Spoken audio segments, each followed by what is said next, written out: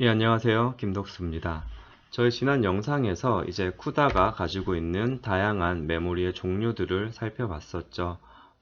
스레드들이 사용하는 로컬 메모리, 그리고 레지스터, 블록들이 사용하는 쉐어드 메모리, 이런 것들 다양히 봤었는데요. 자, 이런 쿠다 스레드 모델이 왜 중요한가?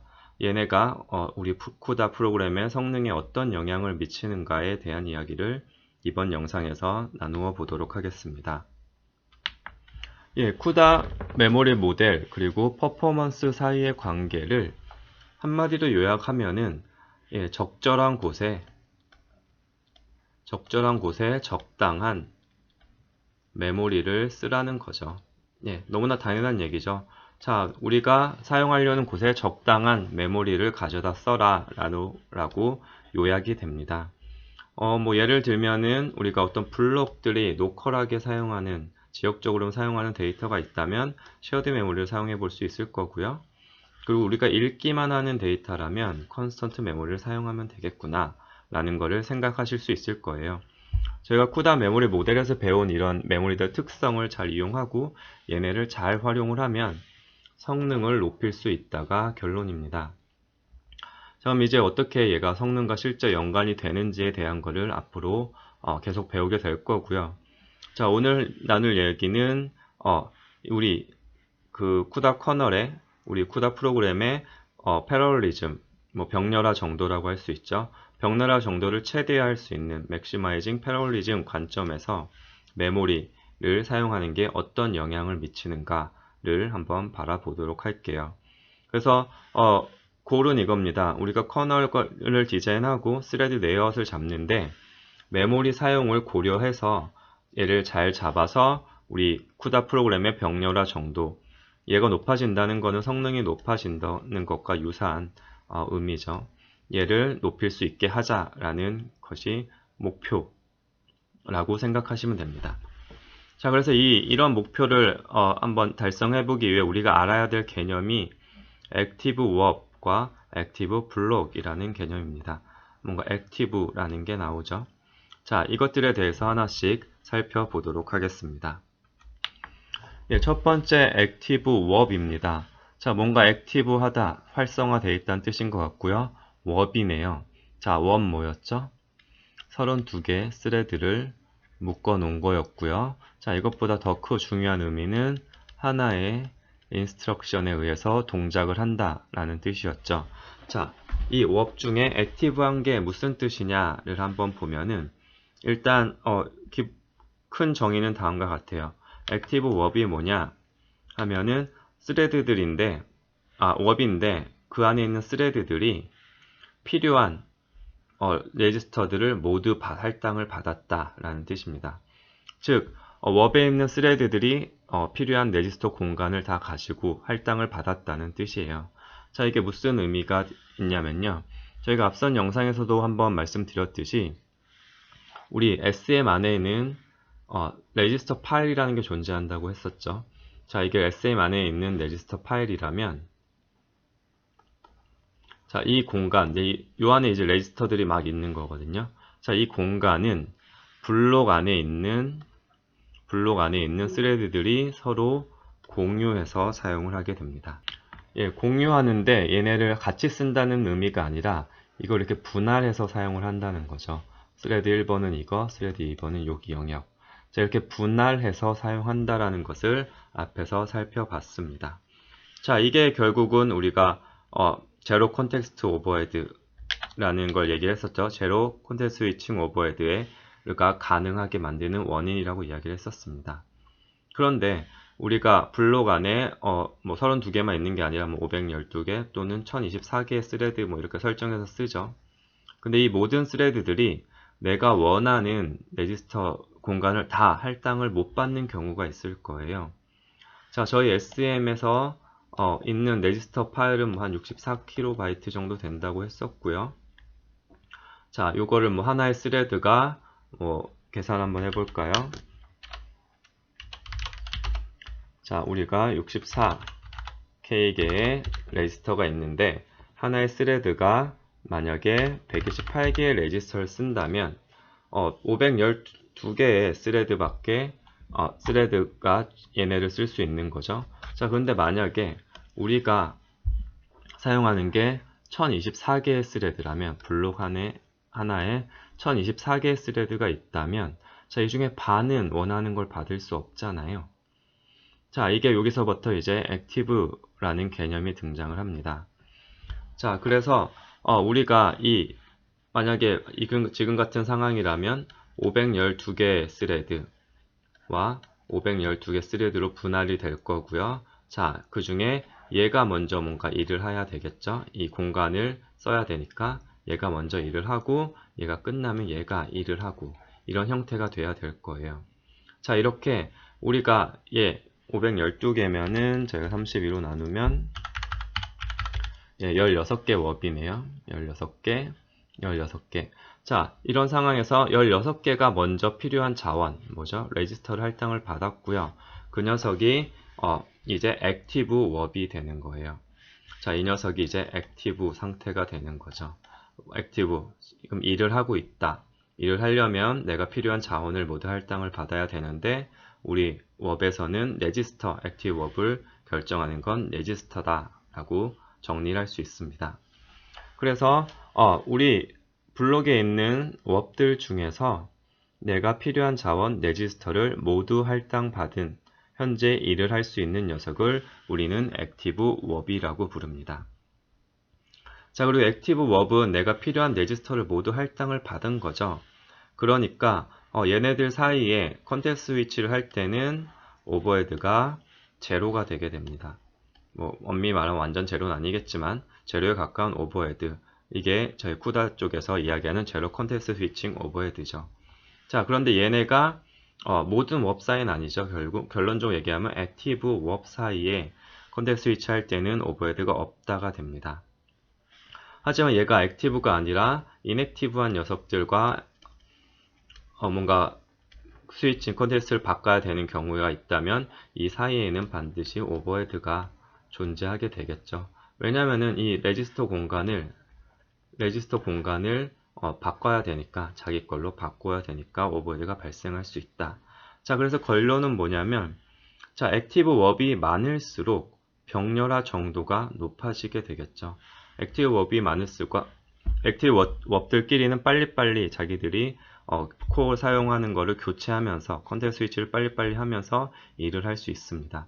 즉 액티브 웹이 많다는 것은 패러럴리즘 정도가 높아진다 라는 의미를 가지게 됩니다. 자, 그래서 우리가 커널을 설계할 때는 그리고 스레드 레이아웃을 잡을 때는 하나의 블록에서 하나의 스레드가 사용하는 레지스터 수를 고려를 해서 액티브 웹의 수를 고려를 해야 됩니다. 자, 이게 액티브 웹의 개념이었습니다.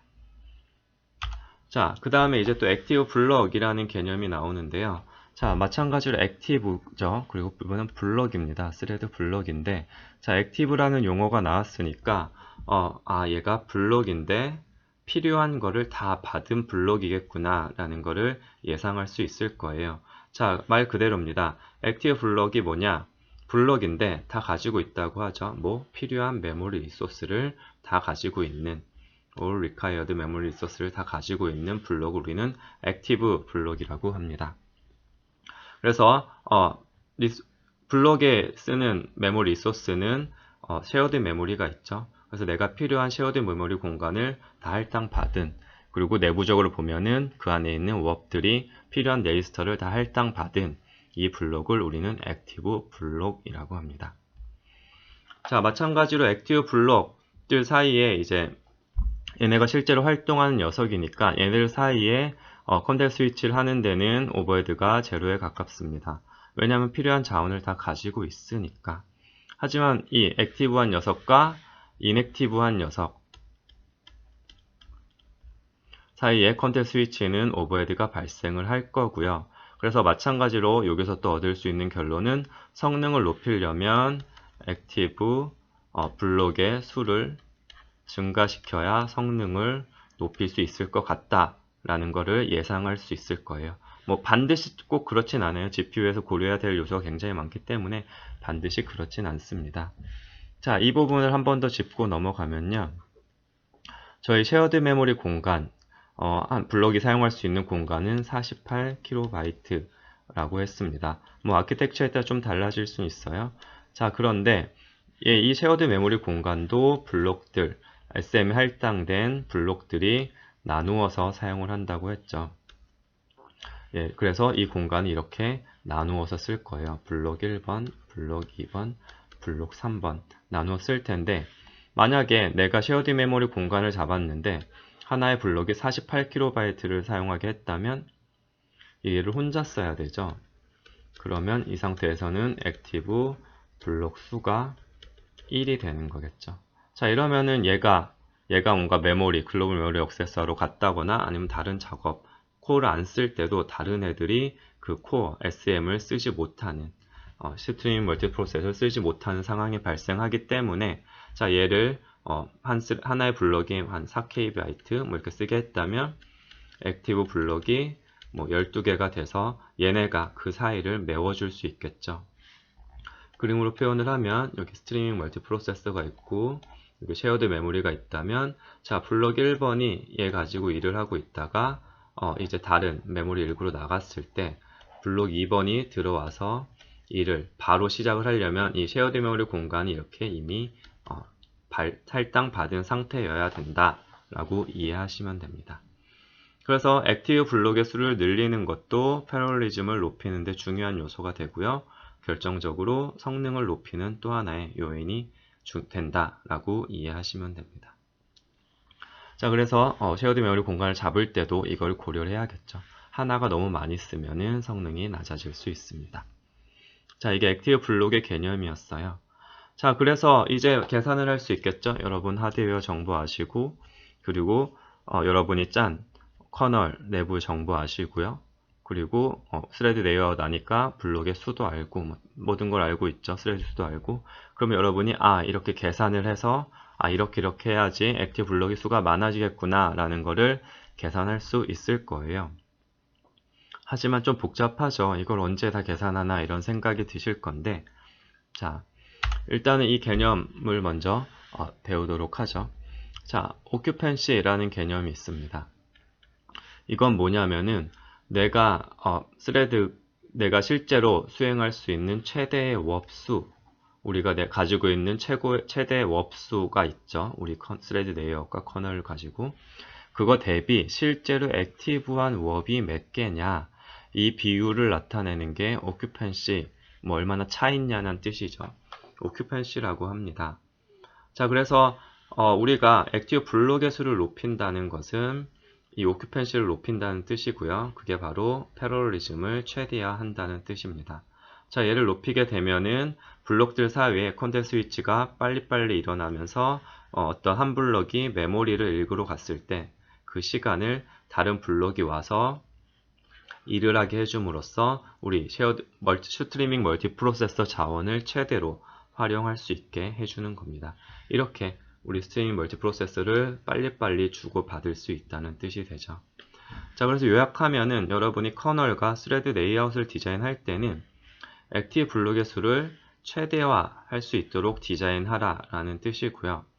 자, 이거 할 때 고려해야 될 게 레지스터 수, 스레드당 레지스터 수, 그리고 블록당 스레드 수, 그리고 블록이 사용하는 쉐어드 메모리 사이즈, 이런 것들을 고려하면은 자, 열심히 이렇게 계산할 수 있을 거예요. 이렇게 하면은 얘가 최대로 높아지겠구나 계산할 수 있을 텐데, 이게 생각보다 복잡하죠. 너무 고려할 요소가 많고요. 하드웨어마다 또 달라요. 그래서 이게 복잡해서 엔비디아가 계산기를 제공을 해줍니다. occupancy calculator라는 것을 제공을 해주고요. 이게 이제 실제로 여러분의 스레드 레이아웃과 커널이 사용하는 스레드가 사용하는 레지스터 수를 줌으로써 액티브 블록의 수를 예상해 볼 수 있는 거예요. 자, 이 녀석은 우리 이렇게 생겼고요. 어디에 있냐면은 여러분들 그 쿠다 깐 폴더가 있어요. 보통 C 드라이브에 프로그램 파일즈가 깔리고요. 들어가면은 엔비디아 GPU 컴퓨팅 툴킷이라는 게 있고요. 여기 여러분이 깐 쿠다를 찾아 들어가면은 툴즈라고 있습니다. 도구죠. 들어가면 여기에 CUDA occupancy calculator라는 엑셀 파일이 있고요. 그거를 열면은 이런 화면이 열려요. 자, 얘를 통해서 실제 여러분이 여러분 커널과 그리고 스레드 레이아웃 상태를 가지고 액티브 블록의 수를 예상해 볼 수 있습니다. 예를 들어서 이런 거죠. 자, 여기 일단 여러분 하드웨어에 컴퓨터 캐패빌리티를 입력하시면 되고요. 그리고 여기가 이제 주로 입력을 하는 데라고 생각하시면 되거든요. 자, 이게 뭐죠? 스레드, 잘 안 보이시는 분을 좀 키울게요. 블록당 스레드의 수, 1024가 될 수도 있을 거고, 512가 될 수도 있을 거고요. 예, 여러 가지, 조금 버벅이니까, 예, 이거를 바꾸실 수 있을 거고요. 자, 여러분이 레이아웃을 정했으니까 얘를 만들 수 있겠죠? 하시면 되고요. 자, 그 다음에 스레드당 레지스터 수를 여기다 입력할 수 있습니다. 32개, 아니면, 64개, 이런 식으로 입력할 수 있겠죠? 예, 이렇게 입력할 수 있고요. 자, 그 다음에 블록당 쉐어드 메모리 수도 그 크기도 입력할 수 있습니다. 바이트 단위로 4K 바이트 또는 이렇게 8K 바이트 이런 식으로 입력을 하실 수 있죠. 자, 입력을 하면 이제 뭐가 바뀌냐면은 보시면은 여기 밑에 정보가 나와요. 현재 요 밑에 가시면은 현재 상태 같은 게 막 나오거든요. 자, 여기서 한번 시뮬레이션 해보면 우리가 512개의 스레드 한 블록에 1024개를 한번 사용한다고 하고 여기에 128개의 레지스터를 사용한다고 하고요. 8K를 쓴다고 하고 가서 보면은 자, 여기 맨 밑에 좀 더 내려가 보면은 여기 맥시멈 스레드 블록 퍼 멀티 프로세서라는 게 나오죠. 자, 그래서 여기 최대 몇 개가 쓸 수 있느냐라는 게 나오고, 여기 오큐펜시가 계산이 돼서 보이는 걸 볼 수 있어요. 지금은 하나도 다 못 들어가는 것 같네요. 자, 여기도 나오죠. 액티브 스레드 멀티 프로세서, 스트림 멀티 프로세서당 액티브 스레드가 몇 개가 될 수 있는가? 자, 다 0이 나온다는 건 이렇게 하면 안 된다는 거죠. 자, 그래서 얘를 512로 한번 바꿔보면은, 자, 이렇게 바꿨더니, 자, 512개의 스레드가 액티브한 상태가 될 수 있고 16개의 워업이 액티브다. 그리고 액티브 스레드 블록은 하나다 라는 걸 볼 수 있고요. 현재 오큐펜시는 25%다 라는 걸 보실 수 있습니다.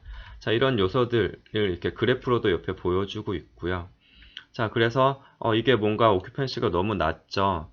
너무 낮아서 얘를 어떻게 높일까 라는 고민을 할 텐데 지금 뭐가 문제인지 보고 싶으면 밑에 내려가서 보시면은 뭐가 현재 오큐펜시를 제한시키는가 라는 게 여기 보여줍니다. 빨간색으로 보여주죠. 보니까 레지스터가 너무 많다고 하네요. 레지스터가 너무 많아서 액티브 웍이 하나로 제한이 됐대요. 자, 그래서 그러면 어떻게 하면 얘를 높일 수 있을까 하면 얘를 줄이는 걸 한번 해볼 수 있겠죠. 자, 64로 줄여봤더니 자, 올라갔네요. 액티브 웍도 올라가고 오큐펜시도 올라갔고요. 자, 여기서 얘도 올라간 걸 볼 수 있는데 여전히 액티브 웍이 레지스터에 의해서 제한된다 라는 걸 볼 수 있습니다. 자, 그래서 어떻게 하면 될까? 이게 2개니까 2배로 늘리려면 얘를 32로 바꾸면 4개가 됐네요. 자, 이제 액티브 웍이 4개 갖고 오큐펜시가 100%가 됐습니다. 자, 이렇게 이제 뭐가 제한이 되는지 이런 요소들을 볼 수 있고요. 쉐어드 메모리도 해보면은 16K로 잡았다고 해보면 여기 우리 액티브 블럭의 수가 2개로 줄어든 걸 볼 수 있죠. 한 번에 2명밖에, 왜냐면은 얘가 32K가 되기 때문에 이 2명밖에 못 들어간다는 결론이 나오네요. 마찬가지로 보면은 쉐어드 메모리가 너무 커서 액티브 블록 수가 제한이 된다는 걸 볼 수 있어요. 그러면 얘를 줄여야 되겠구나 라는 걸 볼 수 있습니다. 이렇게 하면 바뀌는 거 볼 수 있고요. 또는 스레드 수를 줄이는 것도 하나의 방법이죠. 만약에 여기가 아까처럼 16384였는데 얘를 128로 줄이면은 여러가지 이런 것 좀 변하기도 하겠죠. 이렇게 이 세팅은 안 되는 것 같네요. 그래서 이런 식으로 계속 바꿔가면서 얘를 바꿔보는 거예요. 얘를 256으로 바꿔봤다. 여러가지 세팅을 해보면서 현재 내 커널이 이제 액티브 블록의 수를 예상해 볼 수 있고요. 어떻게 바꾸면은 액티브 블록 수가 올라갈 수 있을지도 예상할 수 있습니다. 자, 지금은 뭐 가정을 해보면 쉐어드 메모리가 문제니까 그럼 얘를 4096으로 줄이자 하면은 액티브 블록이 8개 늘어났고 오큐펀시가 100이 되는 걸 볼 수 있습니다. 자, 이렇게 여러분의 커널과 스레드 레이아웃을 시뮬레이션 해보시면 됩니다. 자, 이렇게 한 번씩 해보세요. 해보면서 이렇게 쓸 수 있구나 라는 걸 배울 수 있고요. 커널 실제 디자인할 때 이런 거를 이제 블록의 크기가 얼마면 좋지? 라는 고민이 아마 많으셨을 텐데 얘를 통해서 설정할 수 있을 겁니다. 자, 이렇게 사용하는 게 오큐펜시 캘큘레이터라고 이해하시면 됩니다. 자, 돌아와서 사용법 알려드렸고요. 위치도 한번 알려드렸고요. 꼭 한번 해보세요. 해보시면 도움이 될 겁니다. 자, 그런데 한 가지 의문이 들 거예요. 다른 거 쉐어드 메모리 크기는 내가 잡는 거고 스레드 레이아웃도 내가 잡는 거니까 오케이 하면 되는데 레지스터 수는 잘 모르겠는데 라는 의문이 있을 겁니다. 자, 레지스터 수 같은 경우에 저희 그 프로젝트 설정에 들어가 보시면 여기 쿠다의 디바이스 설정에 들어가면 이게 맥스 유즈드 레지스터 그래서 최대 레지스터 수를 지정하는 부분이 있어요. 자, 이게 제로면 이게 디폴트고요. 그러면은 이거는 MVCC가 알아서 설정을 해줍니다. 그런데 우리가 아까 캘큘레이터로 계산한 거 결과를 적용하고 싶으면 얘를 바꿔주시면 돼요. 만약 얘를 32로 하면은 커널 하나의 스레드가 사용하는 레지스터 수를 32개로 제한을 해주고요. 64 하면 63개로 제한을 해줍니다. 그래서 직접 얘를 컨트롤해서 우리가 레지스터 수도 제한을 하고 액티브 블록의 수를 늘릴 수도 있다는 거 확인하시면 될 것 같습니다. 자, 여기까지가 이번 영상에서 살펴본 쿠다 메모리 모델과 실제 퍼포먼스, 그 중에서도 패러럴리즘을 올리기 위해 어떤 것을 고려를 해야 되는가를 한번 살펴봤습니다. 자, 다음 영상에서는 저희 쉐어드 메모리라는 거 잡는 거는 배웠고 큰 이제 특성은 배워봤고요. 자, 실제로 얘를 어떻게 쓰는가에 대해서 다루어 보도록 할게요. 저희 쿠다 프로그램에서는 이 쉐어드 메모리를 어떻게 잘 쓰는지가 굉장히 중요한 것 중 하나거든요. 성능에서 굉장한 중요한 역할을 해서 얘는 따로 영상으로 하나 준비해서 같이 살펴보도록 하겠습니다. 자, 이번 영상은 여기까지고요. 영상이 여러분 공부하는 데 도움이 되셨다면 좋아요 눌러주시고요. 구독도 해놓으시면 영상을 빨리빨리 만나볼 수 있을 겁니다. 아울러서 좀 이해가 안 되는 부분이나 이거는 좀 더 설명이 필요하다라는 거 말씀해 주시면 추가적인 영상을 통해서 또는 어떤 글을 통해서 여러분께 설명을 드릴 수 있을 것 같네요. 많은 피드백도 주시고요. 자, 오늘도 수고하셨고요. 다음 영상에서 뵙도록 하겠습니다.